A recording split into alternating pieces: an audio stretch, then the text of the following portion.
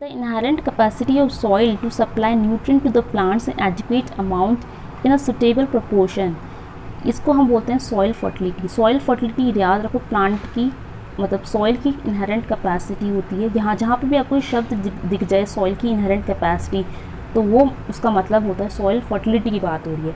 और ये सॉइल की जो इनहेरेंट कैपेसिटी होती है वो क्या होती है? वो कैपेसिटी होती है इसकी, वो प्लांट को न्यूट्रिएंट सप्लाई कर रही है, लेकिन सॉइल से जो प्लांट को न्यूट्रिएंट सप्लाई होंगे वो एडिक्वेट अमाउंट में होने चाहिए और सुटेबल प्रोपोर्शन में पहुंचने चाहिए।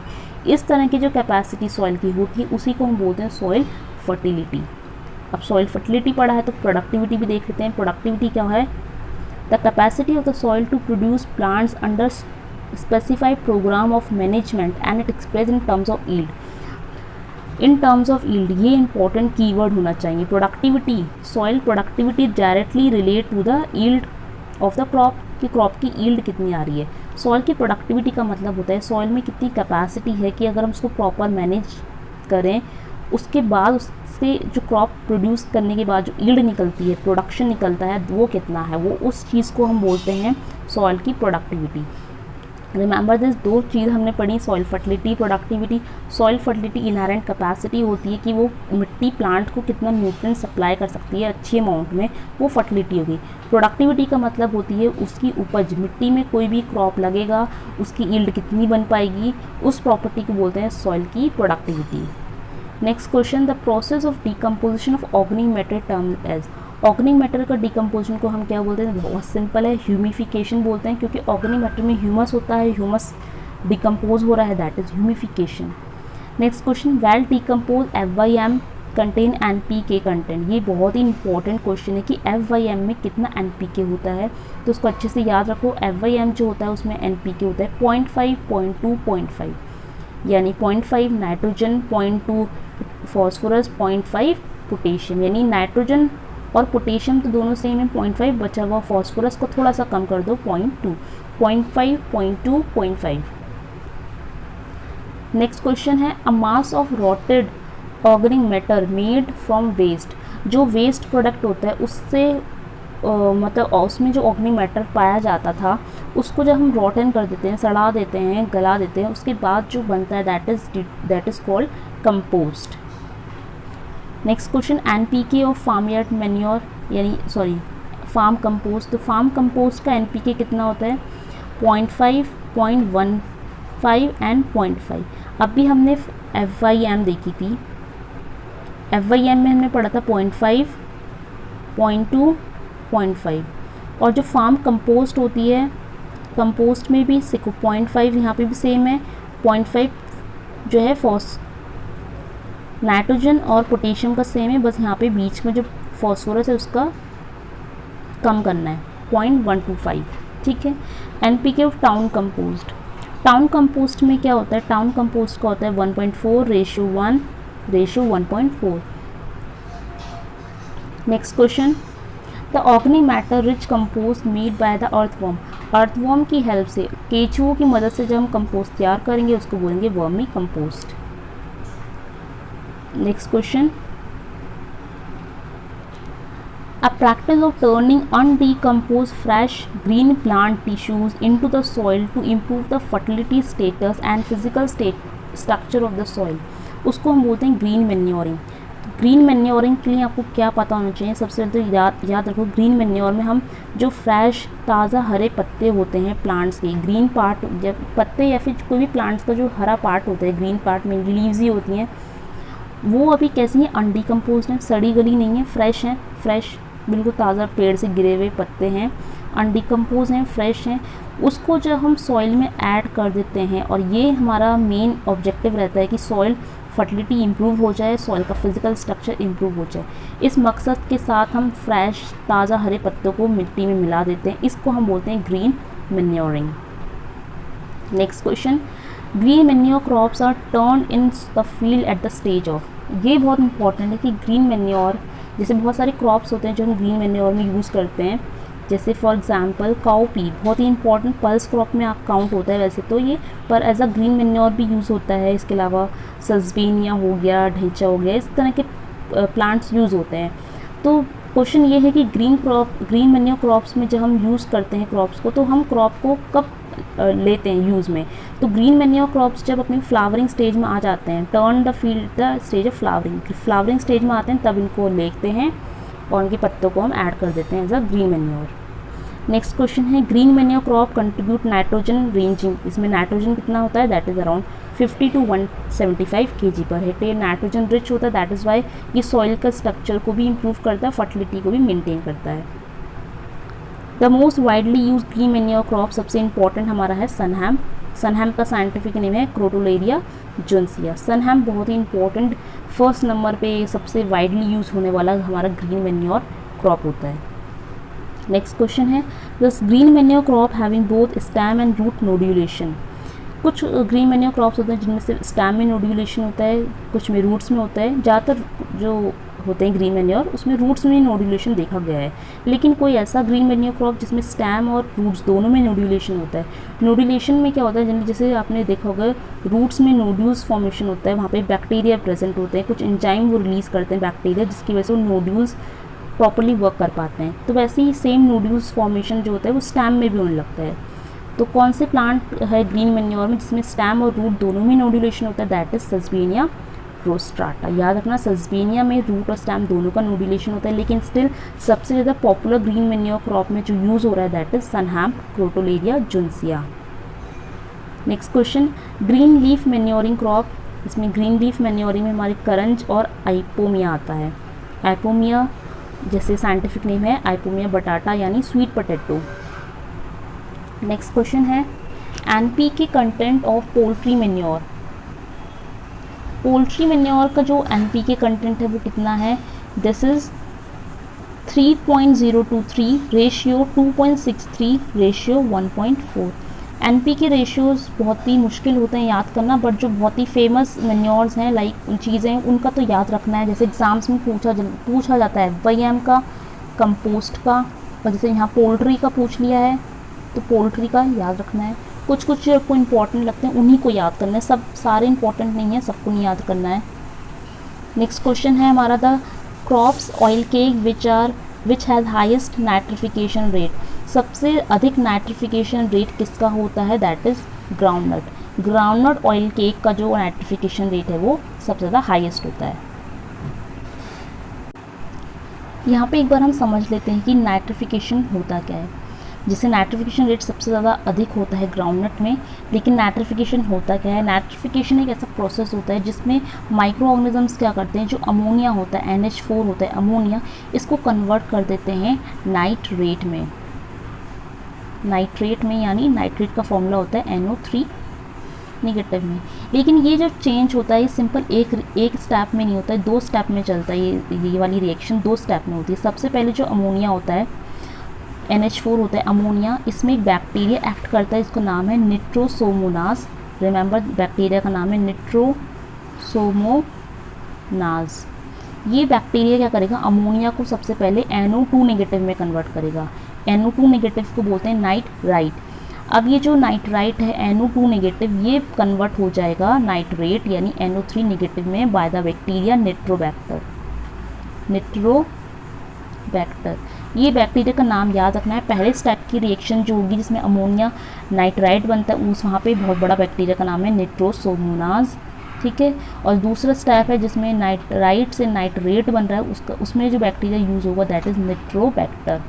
और जनरली जो बैक्टीरियाज होते हैं इनका जो ऑप्टिमम टेम्परेचर होता है काम करने का, इनको हम बोलते हैं नाइट्रीफाइंग बैक्टीरिया। और नाइट्रीफाइंग बैक्टीरिया का ऑप्टिमम टेम्परेचर जो होता है दैट इज़ 30 से 35 डिग्री सेल्सियस टेम्परेचर। और जो उनका ऑप्टिमम पीएच होता है दैट इज़, पीएच की अगर बात करें तो पीएच होता है 6.5 से 7.5। इस पीएच पे ये वर्क करते हैं और टेम्परेचर 30 से 35 होता है। नेक्स्ट क्वेश्चन है groundnut cake contain NPK. Groundnut cake का एनपीके कितना होता है, दैट इज़ 7:1.5:1.3। क्योंकि ग्राउंडनट केक का नाइट्रिफिकेशन बहुत ज़्यादा हाई होता है इसमें, इसीलिए इसमें नाइट्रोजन सबसे अधिक देखा गया है। 7 पार्ट्स नाइट्रोजन है, बाकी 1.5 फॉस्फोरस और 1.3 potassium. Next question fertiliser which contain only 1 primary और मेजर न्यूट्रिएंट। Example urea. इस फर्टिलाइज़र को हम क्या नाम देंगे, यानी ऐसा फर्टिलाइज़र जिसमें सिर्फ प्राइमरी न्यूट्रेंट ही पाए जाते हैं, जैसे NPK, जैसे यूरिया होता है, ठीक है, इस टाइप के फर्टिलाइज़र हम बोलते हैं स्ट्रेट फर्टिलाइज़र, ठीक है।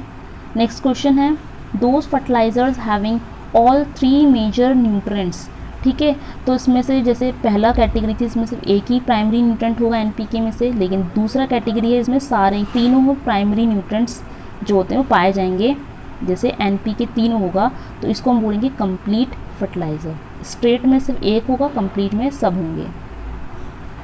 Next question fertiliser contain more than 25% primary nutrient, जैसे यूरिया में 46% नाइट्रोजन होता है, लेकिन 25% ज़्यादा है। DAP डाई अमोनियम फॉस्फेट यानी 18% नाइट्रोजन एंड 46% P2O5। इस तरह के फर्टिलाइज़र को हम बोलते हैं high analysis fertiliser. High analysis fertiliser का मतलब जिनमें 25% प्राइमरी न्यूट्रेंट से ज़्यादा पाया जाता है, यानी प्राइमरी न्यूट्रेंट का परसेंटेज प्राइमरी न्यूट्रेंट जो होते हैं 25% ज़्यादा होते हैं, जैसे यूरिया और DAP हो गया। यूरिया में 46% नाइट्रोजन, DAP में 18% नाइट्रोजन, 46% P2O5 होता है। ये हाई एनालिसिस फर्टिलाइज़र होते हैं। और अगर 25% से कम होता तो ये हमारे फर्टिलाइज़र होता low analysis fertiliser. Next question the relative percentage of N2P2O5 and K2O in fertiliser, यानी NPK का जो रिलेटिव परसेंटेज होता है किसी भी फर्टिलाइज़र में उसको हम बोलते हैं fertiliser ratio. Next question the fertiliser which destroy soil aggregate, कौन सा फर्टिलाइज़र है जो सॉइल एग्रीगेट्स को ख़राब कर देता है, डिस्ट्रॉय करता है, that is sodium nitrate. Next question the oldest nitrogen fertiliser best for top dressing in rice, बहुत सिंपल क्वेश्चन है, बहुत ज़्यादा कॉमन टाइप का क्वेश्चन है कि राइस की हम टॉप, अगर आपको उनमें से कोई एक पार्ट पता है, फॉर एग्जांपल आपको इतना पार्ट पता है कि राइस की टॉप ड्रेसिंग के लिए सबसे अच्छा फर्टिलाइज़र कौन है, तब भी आप इसका आंसर कर दोगे। लेकिन ये साथ साथ आपको ये भी पता होना चाहिए कि ये जो फर्टिलाइज़र है सबसे ओल्डेस्ट, सबसे पुराना नाइट्रोजन फर्टिलाइज़र है, तो वो है हमारा अमोनियम सल्फेट। अमोनियम सल्फेट है तो उसमें नाइट्रोजन और सल्फ़र पाया जाएगा, तो कितना पाया जाता है वो भी याद रखना है। अमोनियम सल्फेट में 20.6 नाइट्रोजन होता है और 24 सल्फ़र पाया जाता है। ये बहुत ज़्यादा कॉमनली यूज़ होता है, राइस की जो टॉप ड्रेसिंग करते हैं उस टाइम पे यूज़ होता है। Next question the most concentrated nitrogen fertiliser, सबसे ज़्यादा कंसनट्रेटेड जो फर्टिलाइज़र है कौन सा होगा, कंसनट्रेट का है तो इसका मतलब यहाँ पे अनहाइड्रस ज़रूर याद रखना है, अनहाइड्रस अमोनिया जिसमें 81% या 80% तक नाइट्रोजन पाई जाती है, याद रखना ये सबसे ज़्यादा कंसनट्रेटेड नाइट्रोजन फर्टिलाइज़र में आता है अनहाइड्रस अमोनिया। नेक्स्ट क्वेश्चन है एक्सप्लोजिव फर्टिलाइज़र, एक्सप्लोजिव फर्टिलाइज़र में आता है हमारा अमोनियम नाइट्रेट जिसमें 33% नाइट्रोजन होती है, एक्सप्लोजिव होता है। नेक्स्ट क्वेश्चन है न्यूट्रल फर्टिलाइज़र ऑल्सो कॉल्ड किसान खाद। न्यूट्रल क्योंकि जो फर्टिलाइज़र्स होते हैं नाइट्रोजन फर्टिलाइज़र जो होती है 3 कैटेगरीज में आते हैं, एसिड होते हैं, ठीक है, जनरली एसिडिक ही होते हैं, कुछ बेसिक होते हैं और कुछ न्यूट्रल होते हैं। तो किसान खाद जो है वो न्यूट्रल है। किसान खाद तो इसको कॉमनली बोलते हैं पर इसका केमिकल नेम है calcium ammonium nitrate, in short इसको बोलते हैं can, CAN, can, calcium ammonium nitrate, जिसमें 26% नाइट्रोजन होता है और ये न्यूट्रल है और इसको हम किसान खाद के नाम से बहुत ज़्यादा जानते हैं। नेक्स्ट क्वेश्चन है the cheapest nitrogen fertiliser suitable for foliar spray, सबसे चीपेस्ट, सबसे सस्ता नाइट्रोजन फर्टिलाइज़र ये तो आपको पता ही होगा, दैट इज़ यूरिया, सबसे सस्ता होता है, 46% नाइट्रोजन उसमें होता है। नेक्स्ट क्वेश्चन है amide form of nitrogen fertiliser, वो भी हमारा कौन है, यूरिया। यूरिया में आपको पता होना चाहिए कि नाइट्रोजन 46% होती है, अमाइड फॉर्म में पाया जाता है, सबसे सस्ता होता है। इसके अलावा ये ऑर्गेनिक फर्टिलाइज़र है। यहाँ पे नेक्स्ट क्वेश्चन यही पूछा गया है कि which one is consider organic fertiliser, organic fertiliser में किसको काउंट करा जाता है, दैट इज़ यूरिया। लेकिन क्या आपको पता है ऑर्गेनिक फर्टिलाइज़र में काउंट होने के बावजूद भी यूरिया कभी भी ऑर्गेनिक फार्मिंग में यूज़ नहीं होता, it is not use in organic farming. Okay, याद रखना यूरिया खुद तो एक ऑर्गेनिक फर्टिलाइज़र है लेकिन हम इसको ऑर्गेनिक फार्मिंग में यूज़ नहीं करते। आपने सुना होगा ऑर्गेनिक फार्मिंग बहुत ज़्यादा आजकल ट्रेंड में चल रहा है, ऑर्गेनिक फार्मिंग, ठीक है। जैसे बहुत सारे स्टेट्स हैं, सिक्किम है, सिक्किम और बहुत सारे हिल स्टेट हैं, उत्तराखंड, ये ऑर्गेनिक स्टेट डिक्लेयर होते जा रहे हैं। तो ऑर्गेनिक स्टेट्स का मतलब है यहाँ पे ऑर्गेनिक फार्मिंग परफॉर्म होती है, लेकिन ऑर्गेनिक फर्टिलाइज़र है हमारा यूरिया खुद तो यूरिया ऑर्गेनिक फर्टिलाइज़र है, बट स्टिल ये ऑर्गेनिक फार्मिंग में यूज़ नहीं होता। इसके पीछे का रीज़न ये है बिकॉज ऑर्गेनिक फार्मिंग जो होती है उसमें हम सब चीज़ नेचुरल यूज़ करते हैं। ऑर्गेनिक फार्मिंग ये नहीं कि मतलब ऑर्गेनिक चीज़ यूज़ करना, ऑर्गेनिक फार्मिंग का मतलब है नेचुरल रिसोर्सेज का यूज़ करना। यूरिया है तो ऑर्गेनिक बट ये नेचुरल नहीं है, इट इज़ नॉट नेचुरल, ये प्राकृतिक नहीं है। ये हम कहाँ बनाते हैं, फैक्ट्री में बनाते हैं, इसको हम इंडस्ट्री में मैन्युफैक्चर करते हैं, तब जाके यूरिया तैयार होता है। तो यही कारण है तो ये ऑर्गेनिक, पर ये नेचुरल नहीं है, प्राकृतिक नहीं है, इसलिए हम इसको ऑर्गेनिक फार्मिंग में यूज़ नहीं करते हैं। नेक्स्ट क्वेश्चन है वाटर सॉल्युबल फॉस्फेटिक फर्टिलाइज़र। तो फॉस्फेटिक फर्टिलाइज़र जो वाटर सॉल्युबल हैं, पानी में घुलनशील होते हैं, वो है हमारा SSP, single super phosphate, DSP, TSP and DAP important है। और जो SSP है सबसे पुराना फर्टिलाइज़र है, ठीक है। Next question, citric acid soluble phosphatic fertiliser. कौन से फॉस्फोरस फर्टिलाइजर्स जो हैं सिट्रिक एसिड सॉल्युबल हैं, दैट इज़ DCP यानी इसका मतलब है di calcium phosphate, basic slag, bone meal. इन तीनों में फॉस्फोरस पाया जाता है और इस सिट्रिक एसिड में सॉल्युबल है, remember. Next question, oldest commercially available fertiliser, इन पहले बता चुके हैं SSP सिंगल सुपर फॉस्फेट जो है वो सबसे पहला ओल्डेस्ट कॉमर्शियली अवेलेबल फर्टिलाइजर हुआ था। सिंगल सुपर फॉस्फेट क्योंकि फॉस्फोरस में पाया जाता है, इसमें अराउंड 16 to 18% फॉस्फोरस पाया जाता है, phosphorus in the form of P2O5। Next question, the fertiliser which supply 3 essential plant nutrient. 3 essential plant nutrients जो सप्लाई करता है that is single super phosphate, ठीक है। तो single super phosphate mainly phosphorus supply करता है, इसके अलावा कैल्शियम और सल्फर भी इसमें पाया जाता है। The next question is the least hygroscopic fertiliser. सबसे जो लीस्ट हाइग्रोस्कोपिक फर्टिलाइजर्स में काउंट होता है वो होता है हमारा DAP। सबसे लीस्ट हाइग्रोस्कोपिक है हमारा DAP, जिसमें 18% नाइट्रोजन और 46% फॉस्फोरस पाया जाता है। ये लीस्ट हाइग्रोस्कोपिक है। हाइग्रोस्कोपिक का मतलब जो मॉइस्चर के कांटेक्ट में आ जाता है, ठीक है। तो लीस्ट है हमारा DAP। Next question, phosphatic fertiliser soluble suitable for acid soil. Acid soil के लिए हम कौन सा फॉस्फेटिक फर्टिलाइज़र यूज़ करते हैं, जिसमें फॉस्फोरस होता है। तो हम यूज़ करते हैं एसिड सॉइल में यूज़ करते हैं जनरली बोन मील।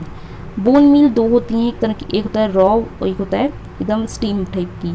तो जनरली बोन मील का फॉस्फोरस ज़्यादा होता है, 30% तक होता है, अप्रॉक्स 23 से 30% फॉस्फोरस पाया जाता है, और ये एसिडिक सॉइल के रिक्लेमेशन में भी हम यूज़ कर सकते हैं। नेक्स्ट क्वेश्चन, पोटेशियम फर्टिलाइज़र यानी पोटेशियम वाला K, ठीक है। Potassium fertiliser containing highest amount of K2O। तो सबसे फेमस जो पोटेशियम फर्टिलाइजर्स में सबसे हाई K2O पाया जाता है वो हमारा MOP यानी म्यूरेट ऑफ पोटेश, जिसको हम KCl बोलते हैं। इसमें 60% पोटेशियम पाया जाता है। तो जो बहुत फेमस फर्टिलाइजर्स हैं, जैसे ये बहुत फेमस है MOP, ये आपको याद रखना होगा, MOP यानी 60% potash. Next question, potassium fertiliser suitable for irrigation. Potassium fertiliser जो इरिगेशन के साथ सुटेबल होते हैं, जैसे आपने सुना होगा फर्टिगेशन यानी फर्टिलाइज़र और इरिगेशन जब हम साथ में कर देते हैं तो फर्टिगेशन कहलाता है। तो इसके लिए हम कौन सा पोटेशियम फर्टिलाइज़र यूज़ कर सकते हैं, we use potassium nitrate in it which contain 44% potassium in the form of K2O। Next question, the medium range of available nitrogen in the soil. Nitrogen का जो मीडियम रेंज आपको सारे elements का याद रखना है। जैसे नाइट्रोजन बहुत इंपॉर्टेंट है बिकॉज जो इंडियन सॉइल्स हैं वो नाइट्रोजन में भी डेफिशिएंट हैं। अभी हमने देखा था इंडियन सॉइल्स जिंक में डेफिशिएंट हैं, बट इंडियन सॉइल्स जो है नाइट्रोजन जिंक दोनों में ही डेफिशिएंट होती हैं। तो नाइट्रोजन की जो मीडियम रेंज है वो that is around 280 to 560 kg per hectare. ये नाइट्रोजन की मीडियम रेंज है। नेक्स्ट क्वेश्चन है, maximum amount of fertiliser is apply in. सबसे मैक्सिमम फर्टिलाइज़र हम अप्लाई करते हैं पोटैटो में। और अगर यहाँ पे पूछा जाता पेस्टिसाइड्स के बारे में कि सबसे ज़्यादा पेस्टिसाइड हम किस क्रॉप में अप्लाई करते हैं, तो पेस्टिसाइड्स का जो सबसे ज़्यादा एप्लीकेशन होता है वो हमारी कॉटन में होता है, रुई में होता है। लेकिन फर्टिलाइज़र की बात करें तो आलू पोटैटो में। Next question, fertiliser application in low land paddy is done at. Low land paddy यानी जो बहुत पानी में लगा होता है उसमें जो फर्टिलाइज़र अप्लाई करते हैं वो रिड्यूस जोन में करते हैं। रिड्यूस जोन में जो हम फर्टिलाइज़र अप्लाई करते हैं, यदि वो जैसे अगर फॉर एग्जांपल नाइट्रोजन अप्लाई कर रहे हैं तो वो हम रिड्यूस जोन में करते हैं, अमोनिकल फॉर्म फर्टिलाइज़र यूज़ करते हैं उस टाइम पे।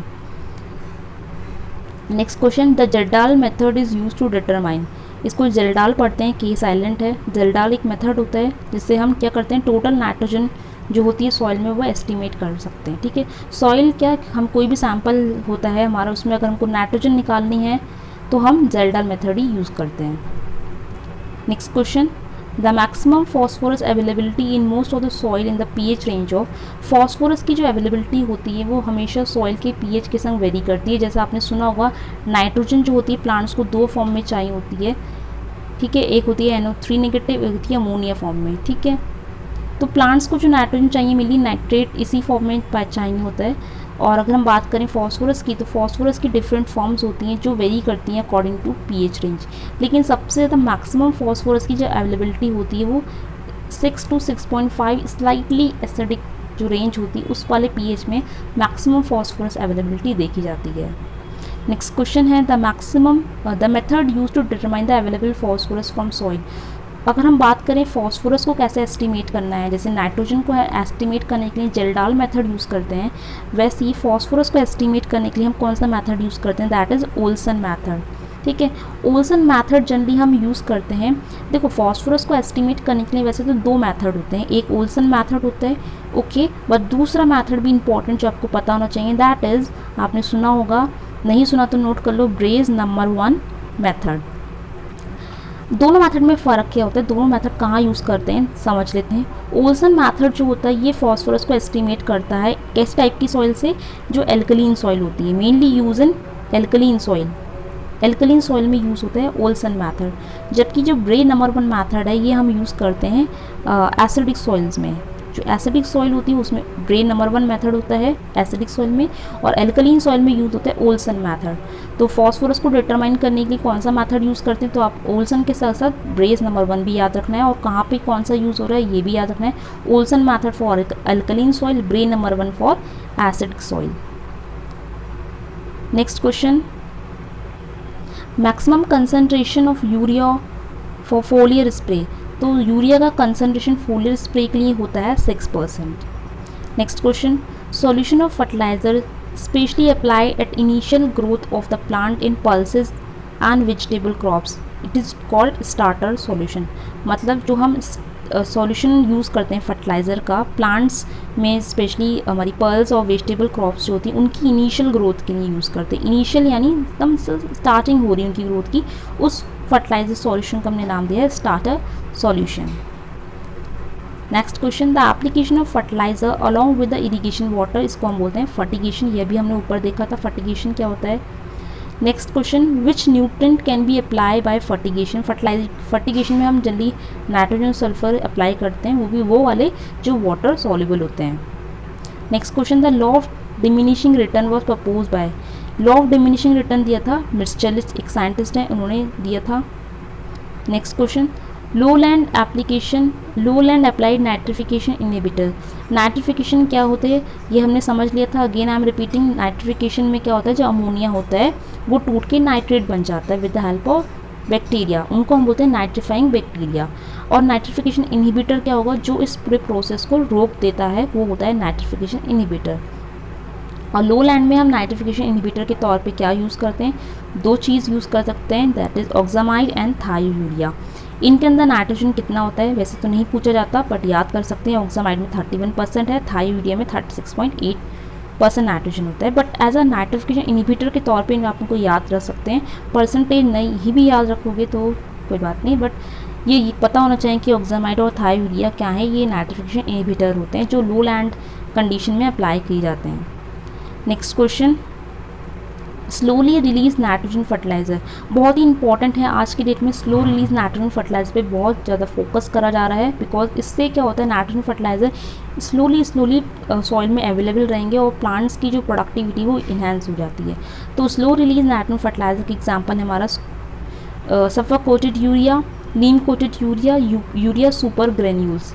ठीक है, next question, symbiotic nitrogen fixation by bacteria in leguminous crops, तो जितने भी हमारी लेग्यूम क्रॉप्स होती हैं, दलहन फसलें होती हैं, उनमें नाइट्रोजन फिक्सेशन के लिए हम यूज़ करते हैं राइजोबियम बैक्टीरिया। अब ये राइजोबियम बैक्टीरिया का जो कल्चर है, इसमें जो स्पीशीज़ यूज़ हो रही है वो क्रॉप टू क्रॉप हमारी वेरी कर सकती है। जैसे फॉर एग्जांपल सोयाबीन है, लेग्यूमिनस क्रॉप है, ओके। सोयाबीन में हम नाइट्रोजन फिक्सेशन के लिए यूज़ करते हैं राइजोबियम जैपोनिकम। इसी तरह दूसरी क्रॉप्स हो गई, जैसे बरसीम में राइजोबियम ट्राइफोली यूज़ करते हैं। तो स्पीशीज़ अलग अलग हो सकती है, लेकिन मेन बैक्टीरिया हमारा राइजोबियम ही होता है। नेक्स्ट क्वेश्चन है, एसिम्बायोटिक नाइट्रोजन फिक्सेशन बैक्टीरिया बताना है। एसिम्बायोटिक में आता है हमारा, एसिम्बायोटिक में आपको याद रखना है एजो, एजो यानी एजोटोबैक्टर, एजोस्पाइरलम। ये दो एजो करके जो बैक्टीरिया होते हैं ये एसिम्बायोटिक आते हैं। आप ट्रिक से भी याद कर सकते हैं, एसिम्बायोटिक यानी एजो, और एजो से हमारे पास दो ही हैं, Azotobacter, Azospirillum. Next question, the Rhizobium fixes atmospheric nitrogen per hectare into the soil. Rhizobium per hectare कितनी नाइट्रोजन फिक्स करने की कैपेसिटी उसमें होती है, कितनी कर सकता है, that is around 50 to 100 kg per hectare. Next question, azotobacter, अभी हमने देखा एजोटोबैक्टर एक तरह का एसिम्बायोटिक नाइट्रोजन फिक्सिंग बैक्टीरिया है। Azotobacter can fix atmospheric nitrogen up to 20 to 30 kg per hectare. Next question, the essential element required by the nitrogen fixing bacteria rhizobium. Rhizobium को nitrogen fixation के लिए सबसे important जो element चाहिए होता है that is molybdenum. Y molybdenum? अभी हमने देखा था कि राइजोबियम जो होता है बेसिकली नाइट्रोजन फिक्सेशन करता है। जो जनरली लेग्यूम प्लांट्स में क्या होता है, नोड्यूल फॉर्मेशन होता है, उन नोड्यूल्स में राइजोबियम का बैक्टीरिया पाया जाता है। वो बैक्टीरिया ही इन्वॉल्व होता है नाइट्रोजन को फिक्स करने के लिए। और यहाँ पे हमने देखा था कि जो बैक्टीरिया जो होते हैं उनको अपनी एक्टिविटी करने के लिए भी कुछ इंपॉर्टेंट चीज़ें चाहिए होती है। तो मोलिब्डेनम एक एसेंशियल एलिमेंट होता है जो नाइट्रोजन फिक्सेशन में राइजोबियम की हेल्प करता है। Next question, the conversion of NH4 to NO2 in the soil is brought out by, ये भी हम पहले ही पढ़ चुके हैं। नाइट्रिफिकेशन अभी हमने पढ़ा था ना, नाइट्रिफिकेशन में अमोनिया को कन्वर्ट कर दिया जाता है नाइट्रेट में, और ये किसके द्वारा होता है, बाय बैक्टीरिया निट्रोसोमोनास। ठीक है, ये पहले स्टेप में यूज़ होता है निट्रोसोमोनास, यानी अमोनिया का NO2 में कन्वर्ट करने के लिए निट्रोसोमोनास होता है। इसके अलावा NO2 को बाद में हमको कन्वर्ट करना होता है NO3 नेगेटिव में, यानी नाइट्रेट से नाइट्राइट में कन्वर्ट करने के लिए हम यूज़ करते हैं निट्रोबैक्टर। पहला स्टेप में निट्रोसोमोनास होता है, दूसरे स्टेप में निट्रोबैक्टर होता है। नेक्स्ट क्वेश्चन है, conversion of soil nitrate into gaseous nitrogen. देखो ये इंपॉर्टेंट है, ये एक तरह का लॉस है, ये प्रोसेस बहुत अच्छा नहीं होता, प्लांट्स के लिए अच्छा नहीं है। प्लांट जैसे तैसे करके एटमॉस्फेयर की जो नाइट्रोजन की गैस है उसको फिक्स कर रहे हैं अपने काम के लिए, उसको एक नई फॉर्म में कन्वर्ट कर दे रहे हैं। लेकिन ये जो प्रोसेस है बहुत ज़्यादा खतरनाक प्रोसेस है। इसमें क्या हो रहा है कि सॉइल का जो नाइट्रेट है NO3 है वो कन्वर्ट हो जा रहा है दोबारा से नाइट्रोजन जो गैस होती है N2 उसमें, और एटमॉस्फेयर में चला जा रहा है नाइट्रोजन। इस प्रोसेस को बोलते हैं डीनाइट्रिफिकेशन। जो डीनाइट्रिफिकेशन बिकॉज इसलिए क्योंकि नाइट्रिफिकेशन में N2 से NO3 बन रहा है, वो हमारा हो गया नाइट्रिफिकेशन। अब जस्ट इसका उल्टा हो जाएगा तो हम लगा देंगे डी माने रिमूव करना, यानी NO3 रिमूव होके N2 बन रहा है, तो यहाँ पे हम यूज़ करते हैं डीनाइट्रिफिकेशन। ये एक तरह का नाइट्रोजन का लॉस होता है। नेक्स्ट क्वेश्चन है वैम, VAM, वैम बिलोंग टू द, ये एक तरह का फंजाई होता है वैम। ठीक है, next question, rhizobium japonicum culture apply to, ये भी हमने पढ़ा था कि राइजोबियम बहुत ज़्यादा यूज होता है नाइट्रोजन फिक्सेशन के लिए, और राइजोबियम की अलग अलग स्पीशीज़ अलग अलग लेग्यूमिनस क्रॉप में यूज़ होती हैं। फॉर एग्जांपल सोयाबीन में मैं आपको बता चुकी हूँ, सोयाबीन के साथ साथ ग्राउंडनट भी आपको याद रखना है, इनमें यूज़ होता है rhizobium japonicum culture.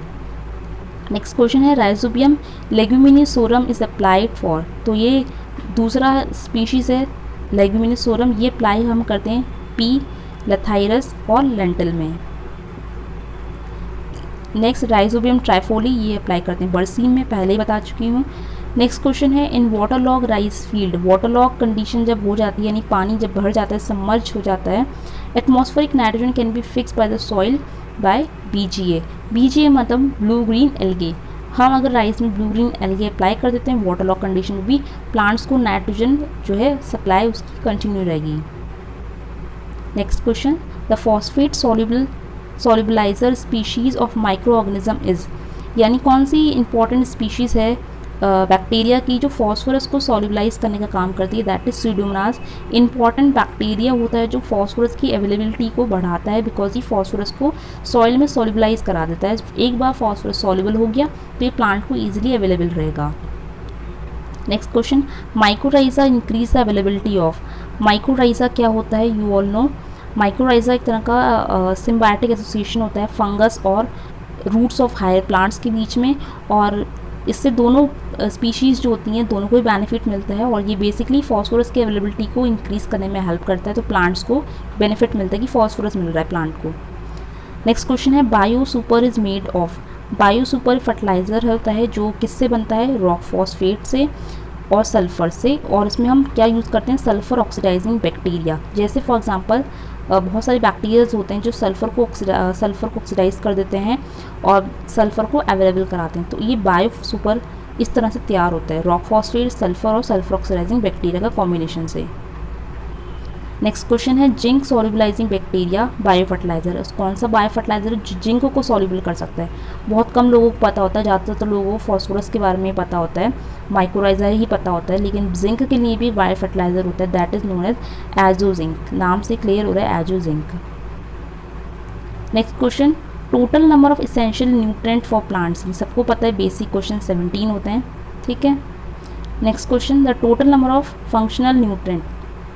Functional nutrient हमारे टोटल 21 होते हैं। कौन कौन से ऐड हुए हैं यहाँ पे, इसेंशियल जो हमारे होते हैं, ठीक है, उसमें इन पाँचों को ऐड करना है, ठीक है। सॉरी 5 नहीं है, 4 हैं, cobalt, vanadium, silicon and sodium, ये 4 ऐड होते हैं, तब जाके टोटल फंक्शनल न्यूट्रेंट जो होते हैं वो 21 बनते हैं, ठीक है। फंक्शनल न्यूट्रेंट के बारे में किसने बताया था, जो टर्म है फंक्शनल न्यूट्रेंट कुछ होता है, ये दिया था सबसे पहली बार निकोलास ने। नेक्स्ट क्वेश्चन, बेनिफिशियल एलिमेंट कौन कौन है। बेनिफिशियल में आते हैं हमारे rubidium, strontium, nickel, chromium and arsenic.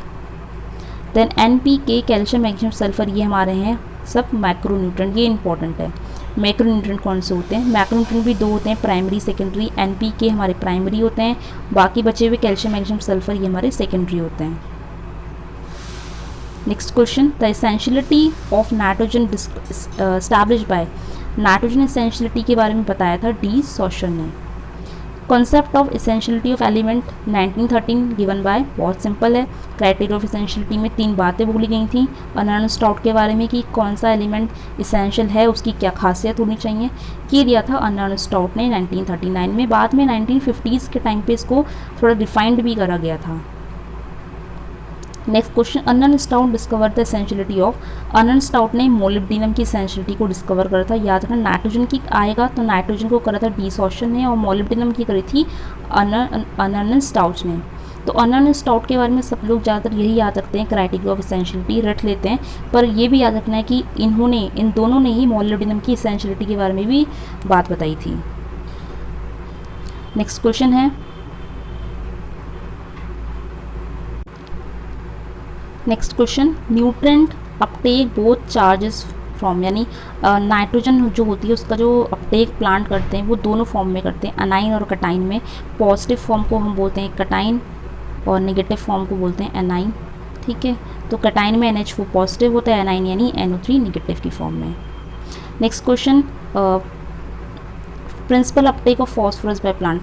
Plant phosphorus किस फॉर्म में अपटेक करते हैं, that is H2PO4 negative. Maximum जो होता है वो इसी फॉर्म में फॉस्फोरस को अपटेक किया जाता है। और pH की बात करें तो pH हमने पढ़ा था 6 से 6.5 के pH में मैक्सिमम एब्जॉर्प्शन होता है फॉस्फोरस में। नेक्स्ट क्वेश्चन है, immobile element in soil. Soil में जो एलिमेंट्स इमोबाइल होते हैं वो कौन से होते हैं, तो सॉइल में फॉस्फोरस जो है वो इमोबाइल होता है। प्लांट्स के केस में अगर बात करें तो प्लांट्स में फॉस्फोरस मोबाइल होता है। In case of plants phosphorus is considered as mobile. Plant के केस में जो NPK हम पढ़ते रहते हैं ना, इन तीनों की जो तिगड़ी है NPK की, प्लांट में मोबाइल होते हैं, लेकिन अगर हम बात करें सॉइल के टर्म्स में तो फॉस्फोरस इमोबाइल होता है। उसके बाद नेक्स्ट है immobile element in plant. Plant में कौन इमोबाइल होता है, तो प्लांट्स में 2 होते हैं, कैल्शियम, दूसरा यहाँ पे लिखा नहीं, आप नोट करो, बोरोन, ठीक है। कैल्शियम और बोरोन दोनों ही इमोबाइल होते हैं प्लांट्स में। नेक्स्ट क्वेश्चन है, plant takes the nutrient in the form of plant generally ions की फॉर्म में न्यूट्रेंट लेता है। अभी हमने देखा था कि नाइट्रोजन आयन की फॉर्म में प्रेजेंट होता है, एंड आयन बना एनाइन और कटाइंस दोनों होते हैं। नेक्स्ट क्वेश्चन है the nutrient required for quality maintenance in potato. आलू की जो क्वालिटी मेंटेनेंस का काम होता है उसके लिए कौन सा न्यूट्रेंट बहुत ज़्यादा एसेंशियल है, दैट इज़ पोटेशियम। इसके अलावा पोटेशियम आपको ये भी याद रखना होगा कि पोटेशियम जो होता है वो अप्लाई करने से प्लांट्स में डिसीज़ रेजिस्टेंस भी इंक्रीज होता है। If we apply the quantity of potassium application in plants then it means directly enhance the disease resistance in plant. Next question, the nutrient which maximum uptake by the plant.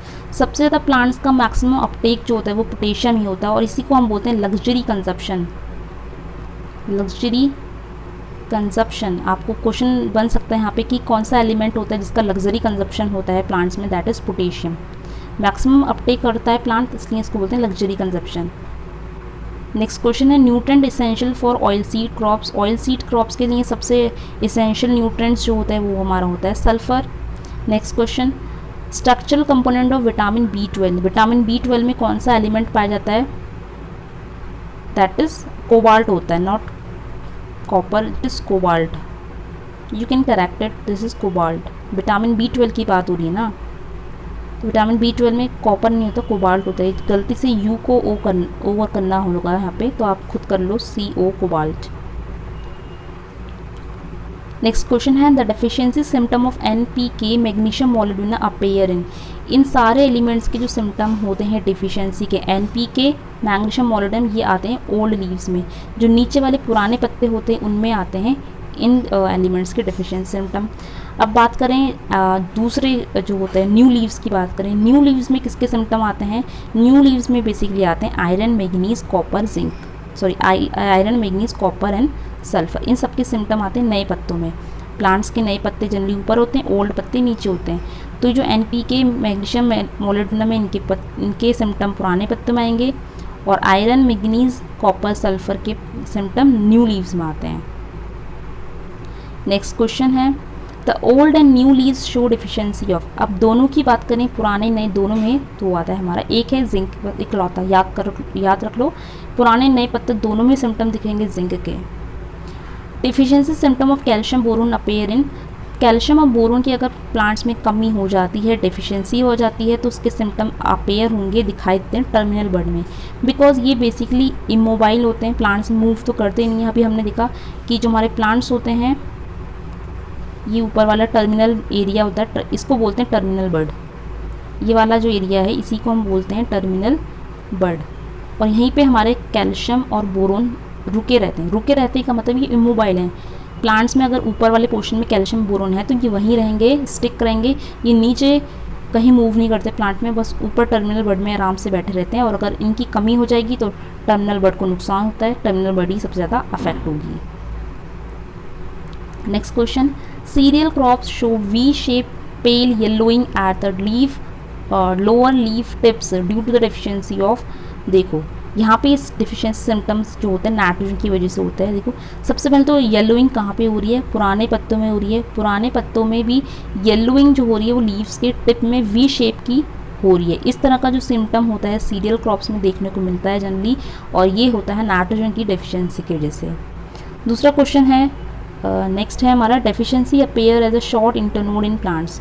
पेड़ के internode अगर छोटे हो जाते हैं, पेड़ में internodes छोटे होते हैं, इसको बोलते हैं रोजेट अपीयरेंस जो होती है नाइट्रोजन की कमी के कारण।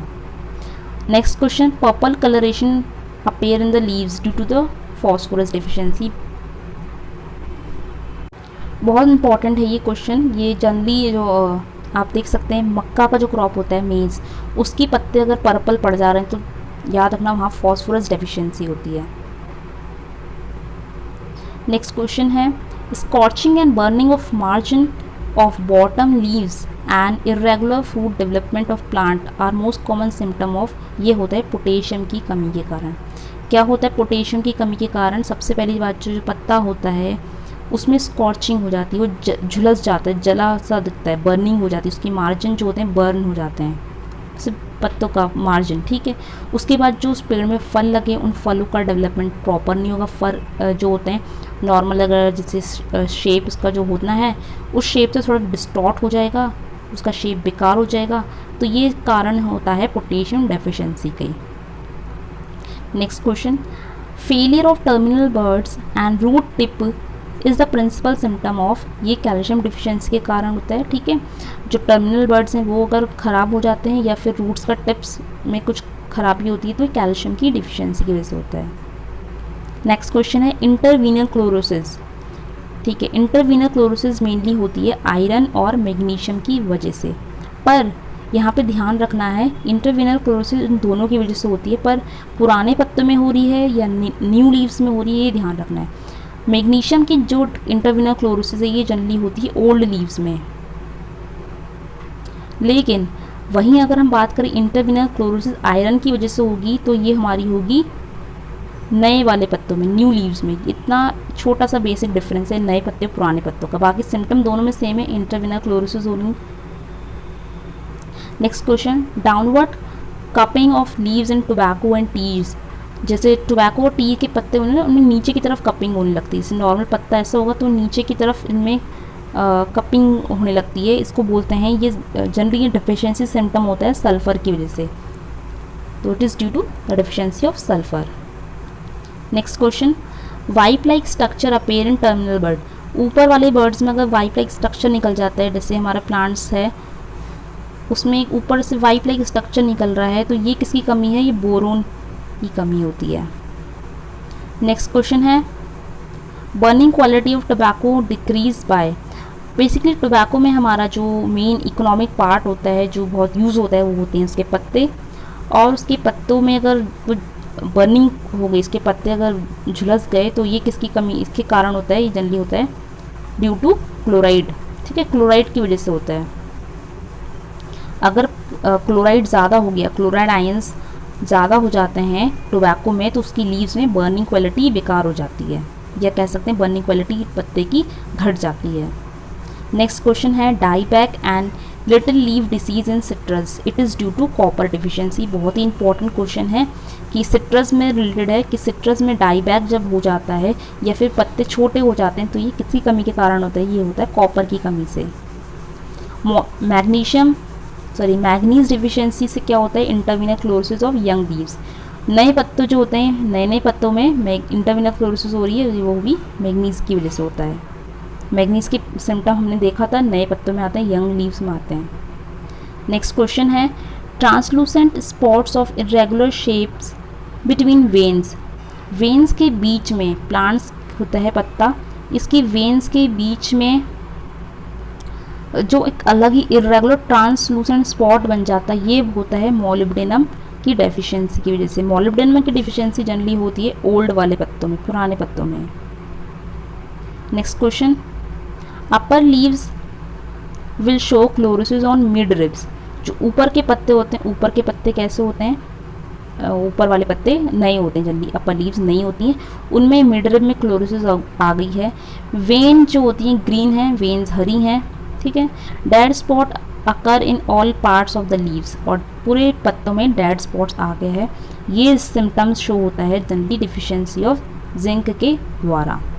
और जिंक की जो डिफिशिएंसी सिम्टम है, रिमेंबर ओल्ड पत्ते और जो नए पत्ते होते हैं उन दोनों में ही शो होती है। Next question, zinc toxicity is reduced by the addition of. Zinc की टॉक्सिसिटी को घटाने के लिए हम यूज़ कर सकते हैं super phosphate. Next question, a situation in which a crop needs more of a given nutrient yet has no deficiency symptom। बहुत फेमस क्वेश्चन है। पेड़ में क्या हो रहा है, डिफिशियंसी सिम्टम्स तो नहीं शो हो रहे हैं, लेकिन पेड़ को न्यूट्रिएंट की क्वांटिटी अधिक मात्रा में चाहिए। सपोज कोई प्लांट है, उसको हम प्रॉपर एक specified amount of nutrient supply कर रहे हैं, लेकिन प्लांट्स में क्या हो रहा है, ग्रोथ नहीं हो रही है, लेकिन कोई डिफिशियंसी का सिम्टम भी शो नहीं हो रहा है। और फिर हम जैसे ही ग्रोथ बहुत सारे न्यूट्रिएंट दे रहे हैं, प्लांट उसको एब्जॉर्ब कर रहा है। इस कंडीशन को बोलते हैं हिडन हंगर। तो ये अजीब सी कंडीशन होती है, सिम्टम भी प्लांट शो नहीं कर रहा, न्यूट्रिएंट भी ज़्यादा ले रहा है। नेक्स्ट क्वेश्चन है luxury consume nutrient by plant in that is मेज। तो अभी हमने देखा लग्जरी कंजप्शन पोटेशियम का होता है। Excess of NPK cause the deficiency of, ये याद रखना, इंपॉर्टेंट है। NPK बहुत ही फेमस है, ठीक है। अगर इसका बहुत ज़्यादा यूज़ हम प्लांट्स में करने लगे, सॉइल में करने लगे, तो किस एलिमेंट की डिफिशिएंसी बन सकती है? वो बन सकती है कॉपर। याद रखो, सॉइल में अगर NPK ज़्यादा हो जाएगा तो कॉपर की कमी हो जाएगी, डिफिशिएंसी हो जाती है।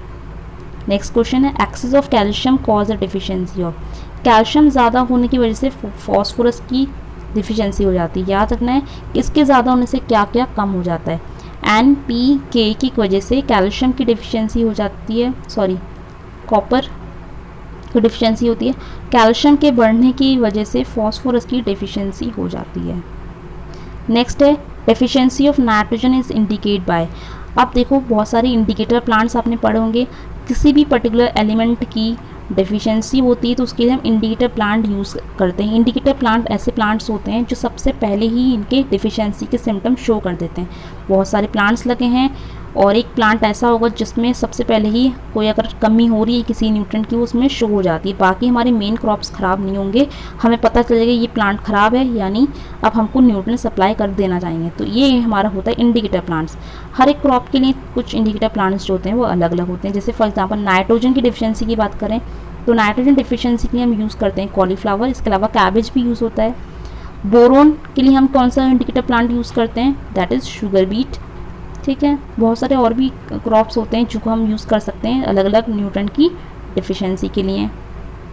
नेक्स्ट क्वेश्चन है, the soil which have less than 4 pH, जिन सॉइल्स का pH 4 से कम होता है इनको बोलते हैं कैट सॉइल, यानी एसिडिक सॉइल्स होती हैं ये।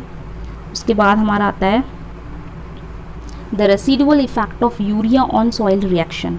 सॉइल रिएक्शन में जो रेसिडुअल इफेक्ट होता है यूरिया का, वो कैसा निकलता है? वो होता है एसिडिक, यानी यूरिया एक हमारा, यूरिया में जो फर्टिलाइज़र होता है वो इसमें नाइट्रोजन अमाइड फॉर्म में पाई जाती है और इसका रेसिडुअल इफेक्ट जो होता है, याद रखना, वो एसिडिक होता है। Next question, the soil pH less than 8.5 indicate the soil is 8.5 से कम pH की मिट्टी को हम बोलते हैं alkaline soil. Next question, saline soil also called what.